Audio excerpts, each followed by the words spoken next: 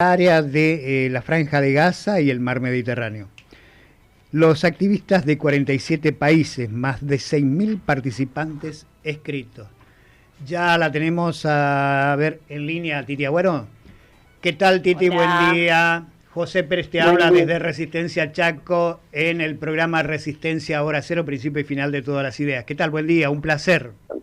Buen día, José, y toda la audiencia de ahí de Resistencia Chaco. Mira, te comento y Gracias. le comento a toda la audiencia que estamos saliendo en este momento en directo por Facebook, por YouTube y también por TikTok. Así que esto se amplía un poco más allá de la ciudad donde tenemos la base de operaciones y la verdad, en exclusiva estamos hablando con una de las personas que participó de esta flotilla tratando de llevar a través del Mediterráneo ayuda humanitaria y abrir un corredor humanitario en la Franja de Gaza. Contame un poquito cómo se va tejiendo esa experiencia que para nosotros fue realmente toda una sorpresa. Bueno, yo sigo de cerca toda la lucha y la causa palestina desde hace algunos años, también en torno a la campaña de Fuera Mekorot, ¿no? Esta empresa de agua israelí que es la que le quita el agua a los palestinos y la utilizan justamente como arma de genocidio. Y a partir de ahí, bueno, uno cuando más se mete en el tema, bueno, más conoce, más información tiene, y me fui enterando de estas flotillas y de esta manera de tratar de romper el bloqueo ilegal que lleva adelante el régimen de ocupación israelí sobre Gaza. Y bueno, en la flotilla anterior me anoté, pero bueno, no quedé seleccionada. Y bueno, obviamente para esta edición me volví a anotar y ahí sí me llamaron, tuve aproximadamente 5 o 6 entrevistas y bueno, y fui como parte de tripulación, ¿no? Esto quiere decir que bueno, está el capitán, el segundo, digamos, y la tripulación que es la que ayuda con el izado de las velas y bueno, todo lo que haga falta en torno a la navegación. Así que bueno, me fui a Barcelona, bueno, fue todo un tema, ¿no? Porque una cosa es postularse y pensar que uno puede y quiere participar de esta misión internacional, humanitaria, pacífica, y otra cosa es cuando a uno le confirman, bueno, sí, vení, ¿no? Sí. Y bueno, por suerte mi familia me apoyó, mis compañeros de lucha también, y bueno, me fui a Barcelona, llegué el 3 de abril allá y bueno, hubo un tiempo que estuvimos ayudando ahí en el puerto de Barcelona con el arreglo de los barcos, con la puesta a punto de toda la flotilla para poder zarpar el 14. Y así fue, zarpamos el 14 y bueno, navegamos primero hasta Italia y después navegamos hasta Creta, donde fuimos secuestrados. ¿Hasta Creta pudieron llegar ustedes entonces en el Mediterráneo? Claro. Desde Barcelona hasta Italia navegamos una semana y ahí nos juntábamos con la flotilla de Italia y salimos y estuvimos 3 días navegando hasta Creta y a la altura de Creta, en aguas internacionales, fuimos interceptados y secuestrados por el Estado de ocupación israelí, sí. La noche del 29, ¿no? Y madrugada del 30 de abril. Bien, contame un poquito si tenés conocimiento, ¿no?, de otras personas que han salido de Argentina y que han sido partícipes de esta acción humanitaria, o fuiste la única en ese momento al menos que... No. Ajá, sí, te escucho. No, éramos... para esta flotilla se conformó incluso la delegación argentina. Para la anterior habían ido argentinos, pero digamos, no como delegación. En este caso se conformó la delegación argentina, éramos 12 miembros de la delegación. Estaba Cele Fierro, que es legisladora porteña, estaba, bueno, Mónica Lotauer, que es diputada nacional, Ezequiel Pericini, Raúl Laguna Bosch, que es médico de un hospital de acá de allá de Buenos Aires, y Ara también, que es médica en Buenos Aires, Pablo y un periodista de ANRED, Ramiro Giganti, y creo que no me... bueno, Malena también, Victoria, creo que ahí no me sé, y Lautaro. Bien. Éramos varios. De hecho hay 4 que todavía continúan. Está Ramiro, que continúa, Lautaro, Malena y Victoria, que están ahora llegando a Turquía para reagrupar la flotilla y poder salir desde Turquía hacia Gaza finalmente a llevar la ayuda humanitaria. Es decir, hay una parte todavía de la flotilla que sigue navegando, que ha llegado hasta Turquía y desde ahí seguramente desde el puerto de Ankara pretenden partir hacia las costas de Gaza. Exactamente, sí, cuando nosotros nos interceptan una parte de la flotilla, interceptan a 22 veleros, de los cuales los integrantes de 21 veleros fuimos secuestrados y los integrantes de un velero quedaron a la deriva con el velero todo roto. Y los que no fueron interceptados lograron llegar a las costas de Creta y ahí estuvieron hasta hace 2 días, ¿sí? 1 día y medio, que bueno, decidieron arrancar el tramo Creta-Turquía para reagruparse. Va a haber un gran congreso ahí en Turquía con la nueva salida que está prevista para mañana, ¿no? Mañana saldría desde Turquía toda la flotilla, que bueno, los barcos que no fueron interceptados, más los que ya se iban a sumar en Turquía, para hacer el último tramo, que es hacia Gaza. ¿Y hay apoyo por parte del gobierno de Turquía, digo, por lo menos aparte de preservarlos dentro del puerto, de generar algún tipo de acompañamiento o preservación de la flota, por lo menos humanitariamente, para que puedan intentar por lo menos estar más cerca de las costas de Gaza? Esa información todavía no la sabemos. Sí, el acompañamiento que tuvimos fue que una vez que desembarcamos en Creta, el gobierno de Turquía puso a disposición un avión para llevarse a sus ciudadanos y además aceptó que otros ciudadanos de otras nacionalidades pudiéramos viajar hasta Estambul, que es un aeropuerto mucho más grande y con la posibilidad de retornar desde ahí a nuestros países. Así que, bueno, y además de poner el avión, nos alojó en un hotel cercano al aeropuerto y, bueno, nos alimentó durante el día y medio que estuvimos en Turquía, ¿no? Así que, bueno, calculo que ahora que está la flotilla reagrupándose ahí en las costas de Turquía, tendrán el acompañamiento, ¿no? Seguramente. Buen día, Titi. Marcelo te saluda. ¿Cómo te va? Hola, Marcelo. Buen día. Buen día. ¿A qué se debe, qué crees vos desde tu óptica, de tu visión? ¿Por qué toda esta campaña israelí contra ustedes que solamente llevaban ayuda humanitaria, Titi? ¿Qué crees que pasa ahí? ¿Qué crees que ellos quieren instalar con este tema? Bueno, es lo que vienen instalando hace 76 años. Ellos mantienen la narrativa que intenta silenciar la historia, ¿no? La historia que es un estado de ocupación. Se creó el Estado de Israel sobre suelo palestino, destruyendo y desplazando a la población que existía originalmente, ¿no? Esto es un paralelismo con lo que pasó con el pueblo mapuche tehuelche en la zona donde habito, ¿no? En la Patagonia.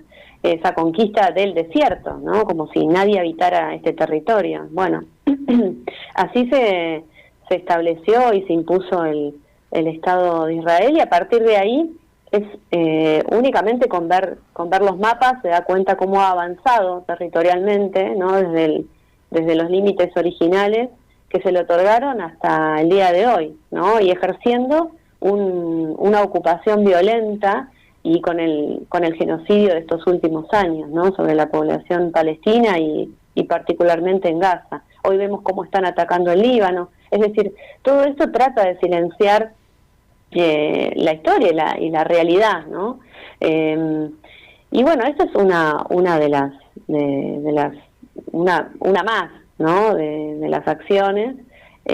Justamente la flotilla lo que trata y lo que intenta, además de llevar ayuda humanitaria, es poner los ojos nuevamente en Gaza y porque bueno, a partir del acuerdo ese nefasto de paz, impulsado por Trump y Netanyahu, como que el mundo empezó a mirar para otro lado, ¿no? Se pensaron que, bueno, listo, esto ya está solucionado, y nada más lejos de la realidad. Entonces, lo que intenta la flotilla es seguir poniendo a Gaza en primer lugar, es una causa de la humanidad. Estamos hablando de que esta generación está aceptando un genocidio, ¿no? Es decir, si no condenamos, como está escrito en las leyes internacionales, un genocidio, ¿qué nos queda? ¿No? Sí. Entonces, la función de la flotilla es muy importante a nivel internacional y humanitario. Entonces, obviamente, ellos van a intentar callarnos y van a intentar que no se consiga romper el bloqueo para que llegue la ayuda humanitaria, que es más que nada, digamos, lo que necesita la población gazatí es mucho más de lo que los veleros podemos transportar, pero es como el inicio, ¿no?, de ese corredor humanitario que tanto se necesita en la zona. La próxima pregunta, contame un poquito en qué zona del país originariamente sos o estás o realizás tus actividades, como vos quieras contarlo, no hay problema. Yo nací en Buenos Aires y hace 15, 16 años me vine a vivir a la Patagonia, en Esquel. Estoy viviendo en Esquel, Chubut, en la zona cordillerana de la provincia. Y bueno, me vine impulsada por mi amor a la naturaleza y mi necesidad de defenderla, ¿no? Así que me metí de lleno en la Asamblea del No a la Mina y bueno, y ahí estoy activando desde ese momento sobre las causas socioambientales. Bien, te voy a desviar un poquito y después vamos a seguir hablando de la flotilla. Quiero que me hagas por lo menos una lectura sintética lo más que puedas de cómo está en este momento la zona cordillerana, teniendo en cuenta que lamentablemente se aprobó la ley de glaciares. ¿Cómo está la situación de las mineras en la zona cordillerana de tu provincia, la provincia actual, digo, donde estás morando, ¿no? Sí. Bueno, están acá en Chubut, recordemos que tenemos la ley 5001, que nos protege de la megaminería a cielo abierto con uso de cianuro, y en defensa de esa ley hemos salido innumerables veces a las calles, ¿no? E incluso cuando quisieron imponer una ley que habilitaba la megaminería, ocurrió el chubutazo. Desde ese momento, bueno, ya hace 23 años, ¿no?, del plebiscito en el cual esta localidad de Esquel le dijo no a la mina.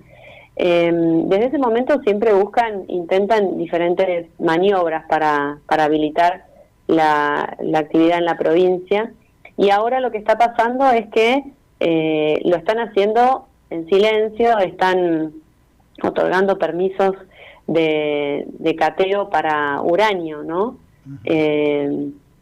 Pero bueno, acá sabemos que la población se levanta y ellos saben que no tienen licencia social. Es decir que, bueno, veremos cómo van avanzando y cómo vamos respondiendo en torno a eso. Pero hoy están explorando y están otorgando permisos de cateo para uranio. Así lo han anunciado incluso el gobernador. Y nosotros acá en Esquel justamente tenemos un proyecto de oro que está frenado porque, bueno, justamente el plebiscito, la población no dio licencia social, pero en el 2020 Eduardo Elstein, que es uno de los mayores sionistas de la Argentina y es el que financió al actual presidente, que se dice ser el más sionista del mundo, compró el 40% del proyecto.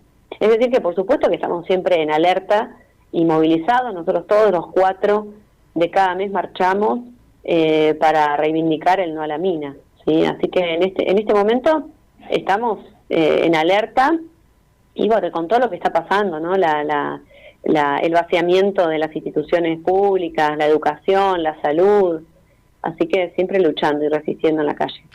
Bien, les comento a la audiencia que en este momento estamos hablando con Titi Agüero.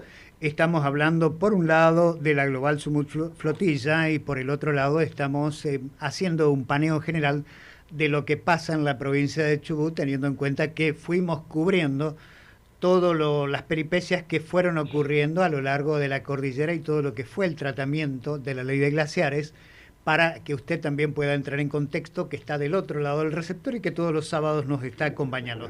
También les comento que estamos saliendo en directo por Facebook, por YouTube y por TikTok. Para quienes nos siguen por las redes, y por supuesto vamos a seguir charlando acerca de la Global Sumut Flotilla, ya que es uno de los hitos de la humanidad que más trascendencia ha tenido, por lo menos en el mundo contemporáneo, y desde esa perspectiva necesitamos saber un poco más en profundidad de qué se trató todo eso, qué fue, qué es lo que llega, qué es lo que quedó por el camino y cuáles fueron las acciones, decía, que impidieron que muchos puedan llegar a destino de acuerdo a lo previsto. Te comento, Titi, que aquí a mi lado ya está Nicole Doldán, mi compañera de trabajo, que quiere hacerte un par de preguntas. Nicole, adelante. Sí, buen día a la audiencia, buen día a la mesa de trabajo, buen día Titi. Recién me estoy incorporando, pero pude escuchar algo de la entrevista. Quería ir por este lado, ¿no? El tema de la preparación para abordar una misión de este tipo, sabiendo las implicancias, ¿no? Y los riesgos que conlleva. ¿Cómo fue el prepararse para ir? ¿Cómo fue el vivir esta experiencia? Porque entiendo que fueron interceptados, ¿no? Hola Nicole, ¿cómo estás? Perdón, antes que quería, porque no mencioné lo de la ley de glaciares, por supuesto que nosotros desde la Asamblea No a la Mina de Esquel y desde todas las asambleas de Chubut participamos activamente en la campaña por la no a la reforma de la ley de glaciares, participamos incluso de la demanda colectiva que se hizo, ¿no? O sea que acá tenemos 1.400 glaciares de diversos tamaños, pero por supuesto que somos parte de esa campaña. Bueno, en cuanto a tu pregunta, Nicole, yo creo que la preparación se fue dando a lo largo de todos los años de militancia en la Asamblea, en las luchas socioambientales que se articulan, que necesariamente la salida entendemos que es colectiva, ¿no? Y lo colectivo abarca todo, lo local, lo provincial, lo nacional, incluso lo internacional. Nosotros tenemos contacto con asambleas de todo el mundo y de toda Latinoamérica en torno a la problemática de la megaminería y bueno, y con la campaña Fora Mecorot también nos vinculamos estrechamente con lo que sufre la población en Palestina y en Gaza en torno a este derecho humano universal que es el agua, ¿no? El acceso al agua, y que es negado a partir de la existencia de esta empresa Mecorot y que desembarca en la Argentina. Entonces la vinculación existía, y la preparación yo creo que la fui realizando en todos estos años de activismo y de participar en la asamblea. En ese sentido fue como natural. Sí, obviamente un desafío enorme, ¿no? Irme al otro lado del mundo, porque yo nunca había estado en Europa y bueno, y es una zona que hoy está muy conflictuada, ¿no? Pero bueno, la preparación yo sentí que la tenía, y fue natural decidir ir, ¿no? Y bueno, lo que sí, bueno, es complejo dejar a la familia, dejar a mi hijo y bueno, pero la causa lo vale. O sea, un mundo donde reine el poder del más fuerte, donde las leyes internacionales no se cumplan, es un mundo que yo no quiero para mi hijo.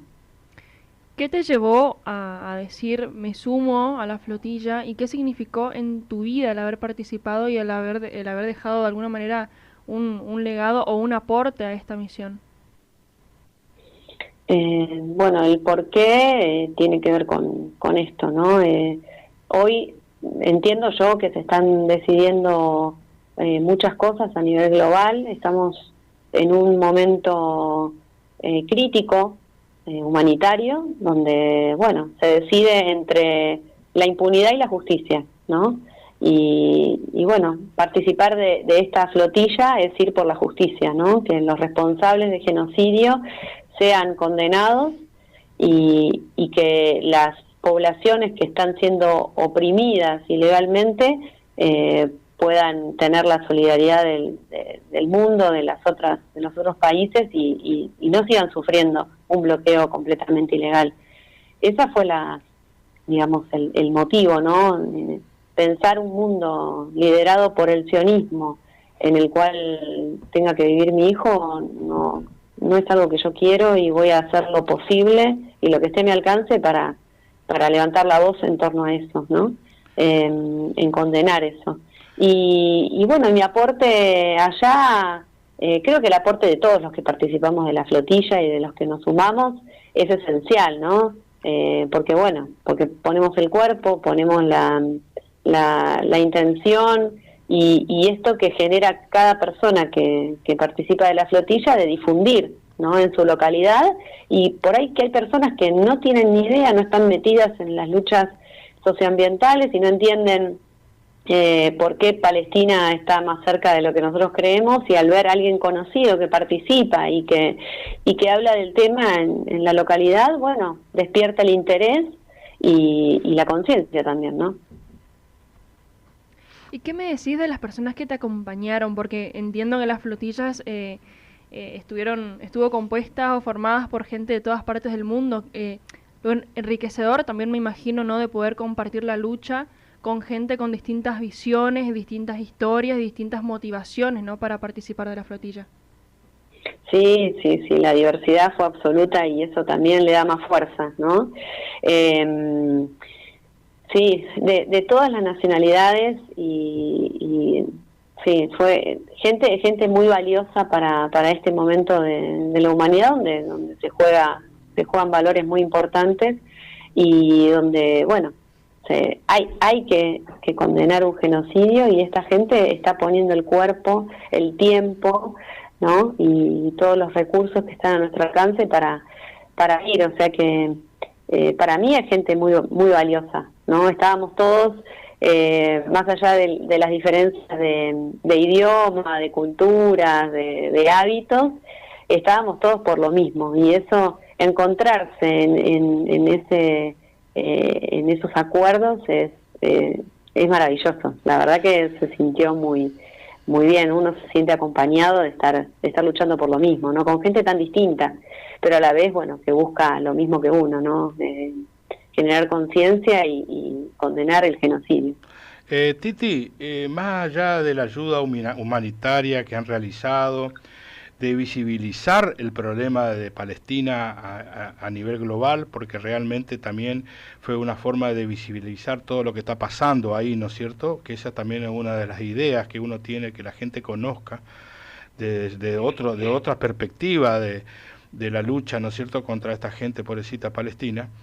¿Crees que el mundo está tomando conciencia con respecto a esto? ¿Crees que el mundo tomó parte? ¿Realmente sirve todo esto, Titi? ¿Realmente sirve, crees vos? Yo, claro, luchar sirve siempre. La historia de los derechos que hemos conseguido da cuenta de una lucha previa, ¿no?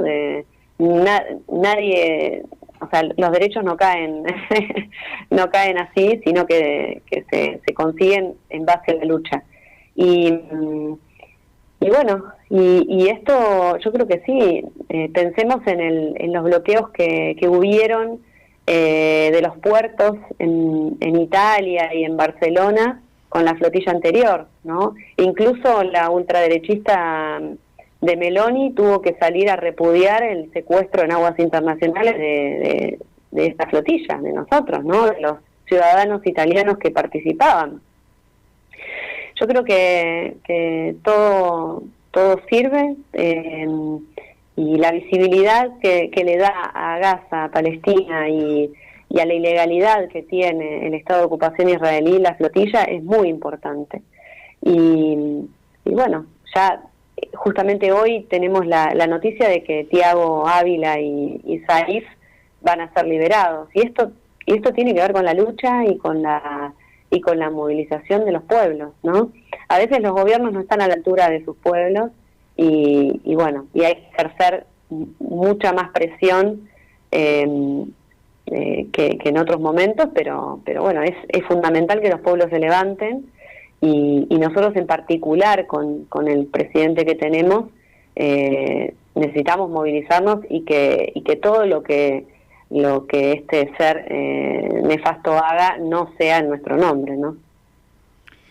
Hablabas recién de que los pueblos de alguna manera superan a los gobiernos en las expectativas, en las luchas, en los planteos. ¿Vos pensás que el mundo, de alguna manera, o los pueblos del mundo, porque aquí tuviste un conglomerado muy amplio de personas que vinieron desde los distintos puntos cardinales a conformar parte de esta flotilla humanitaria que intentó llegar a través del Mediterráneo hasta la Franja de Gaza llevando ayuda humanitaria?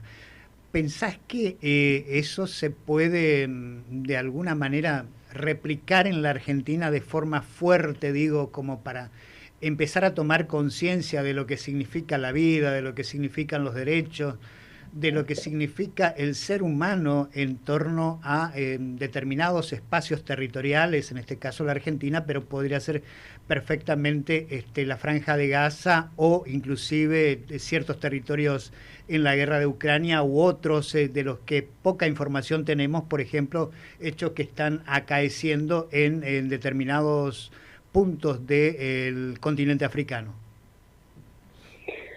Bueno, hay muchos. Nosotros tenemos una historia de movimientos muy muy grande, ¿no? La ley de glaciares se consiguió a partir de la movilización popular.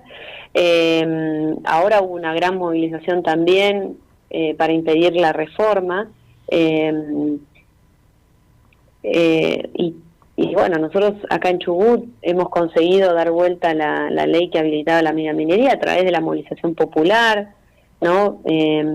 Digamos, hay muestras de organización y de movilización. Yo creo que sí, que es necesario. Tenemos ese ejercicio. Tendríamos que intensificarlo, ¿no? Bueno, de hecho todos los miércoles los jubilados y otros bueno, la gente que tiene familiares con discapacidad y demás, otros grupos se van movilizando, ¿no? Tenemos que hacerlo más, digamos, de manera más contundente, masiva y articulada, creo yo, que es lo que faltaría. Pero nosotros sabemos en la Argentina de movilizaciones, las hemos llevado adelante y bueno, tenemos que despertarnos ahora un poquito y ver que es necesario que volvamos a salir de manera articulada y masiva a las calles para frenar este régimen, ¿no? Que es el régimen que están replicando.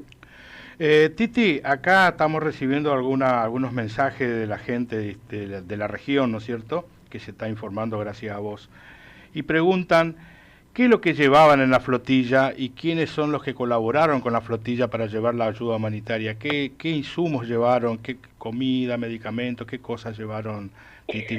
Sí, dependía de la capacidad de cada velero.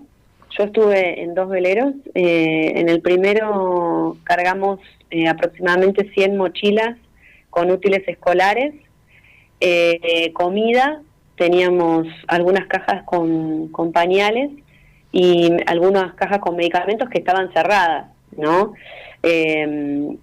Con los precintos y demás.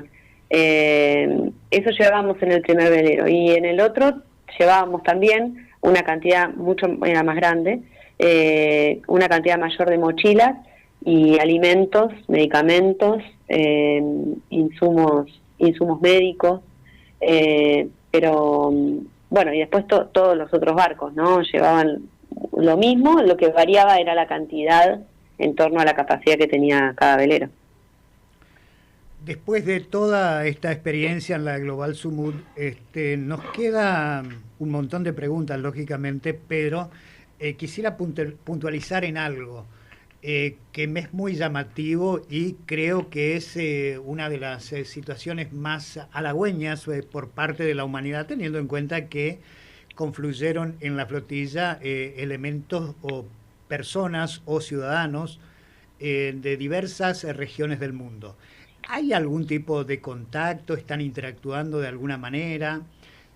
hablando de otras tesituras, ampliando los horizontes o por lo menos para mantenerse informado entre ustedes acerca de lo que va sucediendo en cada región y de alguna manera tener un complemento de mayor fortaleza teniendo en cuenta que, como decía al principio, son de diversas regiones del mundo?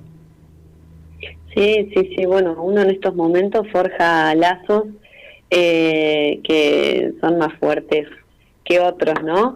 En estos momentos, digamos, de críticos y cuando uno está llevando adelante una lucha como esta, los lazos que se forjan tienen una característica especial. Y sí, estamos en contacto. Yo en el primer barco estaba con una persona de Escocia, había una enfermera canadiense, estaba una colombiana, 2 vascos y un español, ¿no?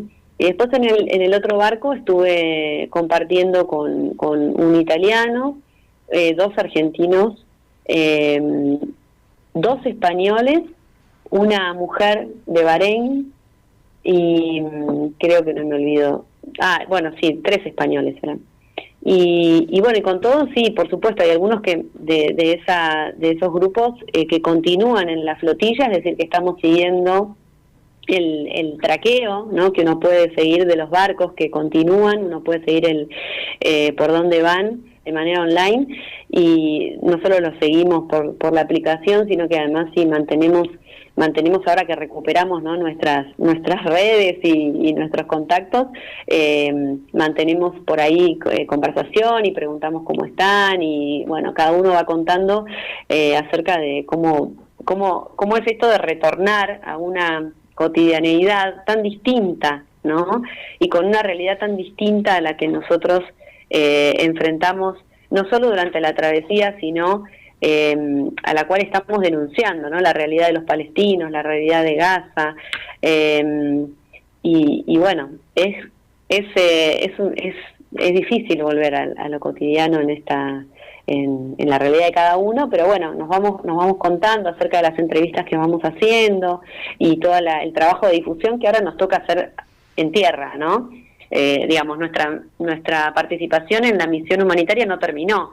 Esto es parte, esta charla con ustedes es parte del rol que ahora tomamos en esta misión, y que es tratar de concientizar y de generar la movilización suficiente por tierra para que los gobiernos estén a la altura de las circunstancias y estén a la altura del derecho internacional, que los obliga no solo a frenar, a prevenir el genocidio, sino a condenarlo, ¿no?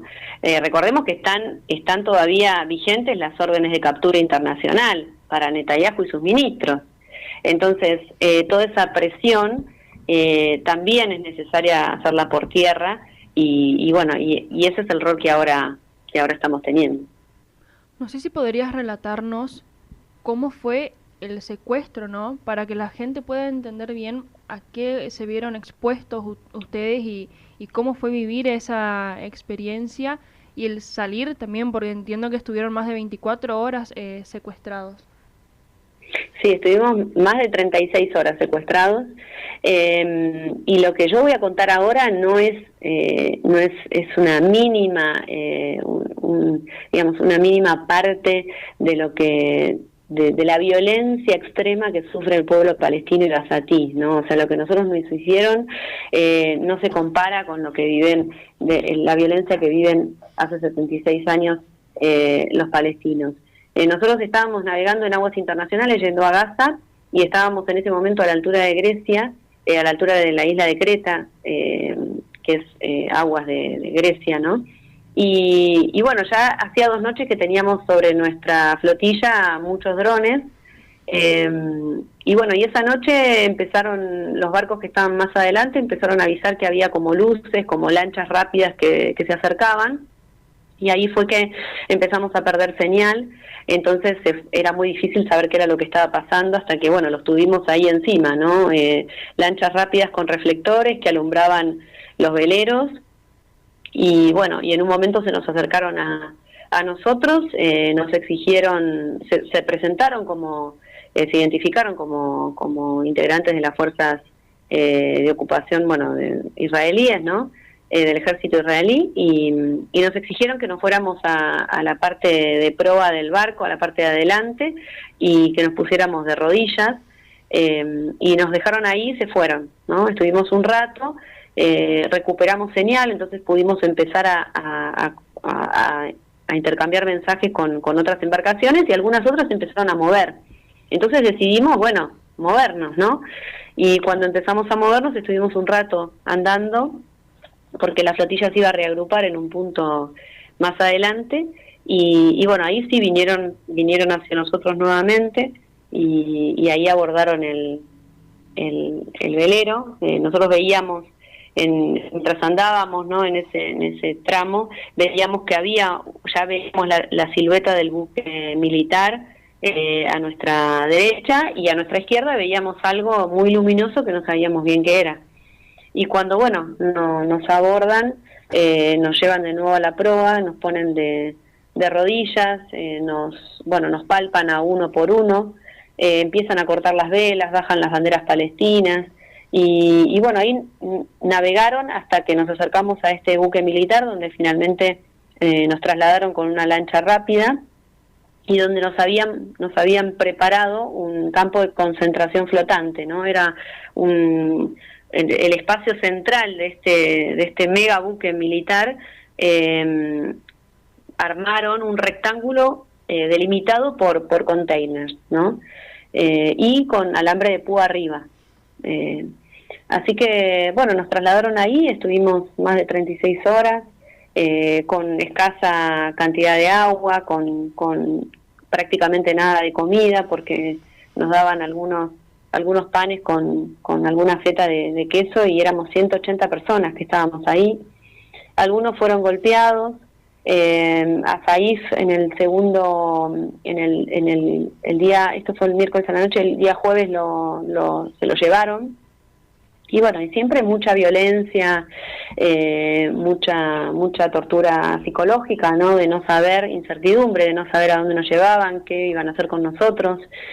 Nos metían en los containers, nos sacaban de los containers, nos contaban una y otra vez, nos prendían las luces, nos mojaban el piso para que no pudiéramos dormir.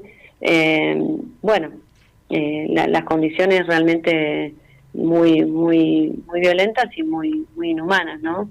Y bueno, hasta que finalmente el viernes a la mañana nos despiertan golpeándonos los containers y diciéndonos que nos van a trasladar. Nosotros no queríamos ser trasladados, sino estábamos todos, faltaban 4 compañeros, faltaba Saif, un compañero que lo habían golpeado mucho, y otros 2 que se los habían llevado ni bien llegamos, porque supuestamente, bueno, tenían un problema alérgico, ¿no? Y bueno, y en ese momento se generó otro momento de violencia, cuando, bueno, no queríamos ser trasladados y no estábamos todos, y ahí fue que lastimaron muy fuertemente a varios compañeros, que bueno, están las fotos todos golpeados en la cara, las costillas. Tiraron bombas de estruendo adentro y justamente al cuerpo, ¿no? Se las tiraron al cuerpo. Y ahí fue cuando se llevaron a Tiago, la mañana del viernes, antes de liberarnos, y bueno, y ahí nos trasladaron a otro barco de la Guardia Costera de Creta, y ahí fue que entendimos que nos estaban liberando, ¿no? Y bueno, por un lado el alivio que sentimos, por lo menos yo que sentí al pisar tierra y saber que ya no estaba en manos de este ejército genocida, fue grande, pero bueno, la tristeza también, porque en ese momento entendimos que a Said y a Tiago se lo iban a llevar finalmente a Israel, como pasó. Así que bueno, fueron horas de mucha incertidumbre y de vivir bajo un régimen violento, y completamente ilegal, ¿no? Porque la violencia que demuestra el ejército israelí tiene que ver con su ilegalidad, básicamente, ¿no? Así que, bueno, eso, hoy por lo menos estamos felices de que van a ser liberados ahí y Tiago, así que hoy sentimos mucho alivio también. Bien, te hago una pregunta. ¿Había dentro de del conglomerado que iba en la flotilla personas del pueblo israelí o solamente iban personas de otras nacionalidades, digamos? No, había personas con descendencia judía. Sí, por ejemplo, el capitán del barco, de mi primer barco, era de descendencia judía. Sí, había. La verdad que es fascinante escucharte, más allá de los tiempos radiales que por allí son tan arteros en eso, digamos, nos pegan en lo mejor de esta charla, que lógicamente da para mucho más. No sé si Nicole te está quedando algo en el tintero. Vamos con la más chiquita de la mesa, a ver qué nos tiene preparado. No, yo siempre, con estas historias y estas cuestiones, siempre pido un mensaje final. Nos escuchan personas de todas partes del mundo, así que por ahí un mensaje para la Argentina y para la gente de otros lugares que nos escucha con respecto a esto y para construir una realidad y un futuro no mejor para todos, que es un poco la misión también, entiendo, de esta flotilla.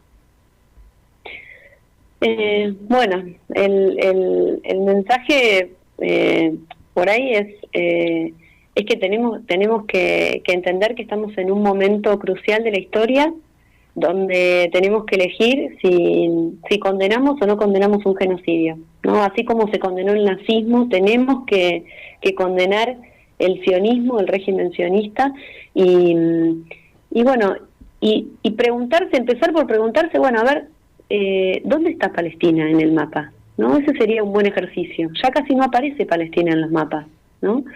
Entonces, eso para mí es cuando, bueno, me preguntaban si valía la pena o si servía, ¿no? Ya que mi hijo en su escuela, que los amiguitos de mi hijo, que los amiguitos de fútbol y todas las escuelas, no, los niños en esta a partir de esta información, ¿no? De conocer a una persona que fue secuestrada por un régimen y se pregunte, bueno, a ver, ¿dónde está Palestina? ¿No? ¿De qué estamos hablando? ¿Qué es esto? Ya que lo lleven a la escuela y que se tenga que hablar de esto en la escuela, para mí ya eso cumple con el objetivo, ¿no? Así que bueno, la reflexión sería esa, que la gente pueda preguntarse y pueda investigar y pueda entender que este es un momento crucial de la historia y más aún teniendo el presidente que se autodefine como el más sionista del mundo, ¿no? Que no debería ser ni un orgullo ni debería estar naturalizado eso. Así que bueno, gracias por el contacto, gracias por la difusión y bueno, estoy a disposición para las charlas que crean convenientes. Titi, una última pregunta te hago. Desde la información que ustedes están teniendo, ¿está llegando ayuda humanitaria a Palestina? ¿Se está llegando algo o sigue el hostigamiento israelí contra Palestina? No, el genocidio continúa, los bombardeos continúan, solamente están silenciados, ¿no?